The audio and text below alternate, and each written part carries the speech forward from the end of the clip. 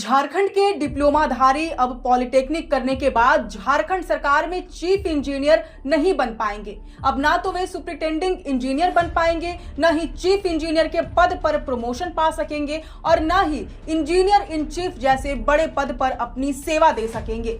डिप्लोमाधारी engineer ज्यादा से ज्यादा एग्जीक्यूटिव इंजीनियर यानी कार्यपालक अभियंता के पद तक ही पहुंच पाएंगे। ऐसा इसलिए क्योंकि झारखंड सरकार ने एक नई नियमावली लागू कर दी है। इसका सीधा असर राज्य के कम से कम 5000 से अधिक डिप्लोमाधारी इंजीनियर्स पर पड़ने वाला है। अब क्या है ये नई नियमावली, क्यों इसकी दरकार पड़ी, कौन हो सकते हैं बड़े पदों पर प्रमोट, इस मुद्दे पर विस्तार से बात करेंगे आज के इस रिपोर्ट में। सबसे पहले जोहार, नमस्कार, मैं हूं अंशु और आप देखना शुरू कर चुके हैं द फोर्थ पिलर लाइव। राज्य सरकार ने झारखंड अभियंत्रण सेवा नियुक्ति नियमावली 2025 लागू कर दी है। सरकार ने ये अहम फैसला झारखंड हाईकोर्ट के निर्देश और कैबिनेट की स्वीकृति के बाद लिया है। इसका सबसे बड़ा असर डिप्लोमा होल्डर्स के प्रमोशन पर पड़ेगा। नई नियमावली के लागू होने के बाद सरकारी नौकरी में डिप्लोमाधारी इंजीनियरों के लिए अब एक स्तर के बाद पदोन्नति का रास्ता रुक जाएगा।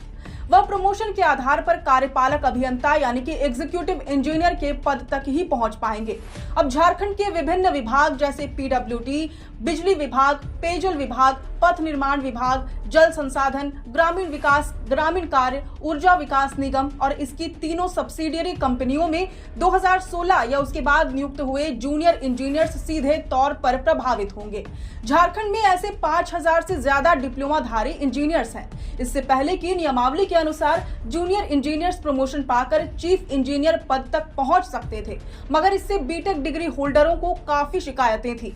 उनकी शिकायत इस बात को लेकर थी कि जब पॉलिटेक्निक में डिजाइनिंग के बारे में पढ़ाया ही नहीं जाता तो ऐसे में डिप्लोमाधारियों को चीफ इंजीनियर जैसे बड़े पदों पर प्रमोशन कैसे मिल सकता है। इन उच्च पदों पर आसीन अभियंताओं का डिजाइनिंग और राज्य के विभिन्न क्षेत्रों में बनने वाले पुल पुलियाओं की गुणवत्ता से सीधा ताल्लुक है।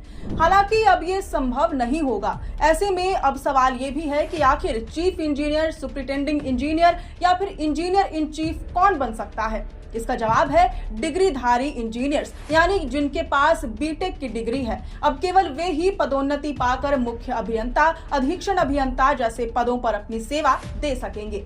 इसके साथ ही लंबे समय से प्रभार पर चल रहे मुख्य अभियंता के पदों पर अब स्थायी नियुक्ति हो सकेगी।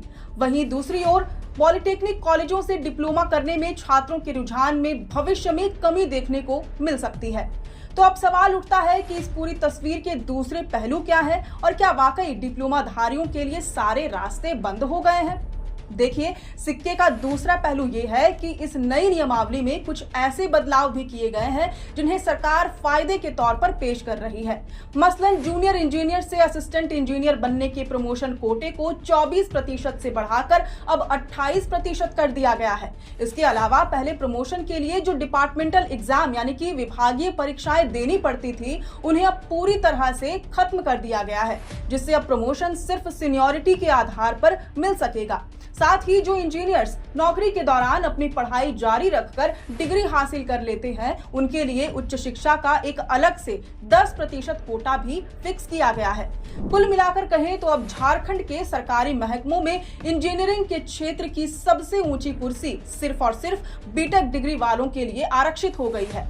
अब देखना होगा कि इस नई नियमावली का असर डिप्लोमाधारियों के बीच कितना गहरा छाप छोड़ता है। खैर, अब इस पूरी रिपोर्ट पर आप अपनी प्रतिक्रिया हमसे कमेंट बॉक्स में जरूर साझा करें। शुक्रिया।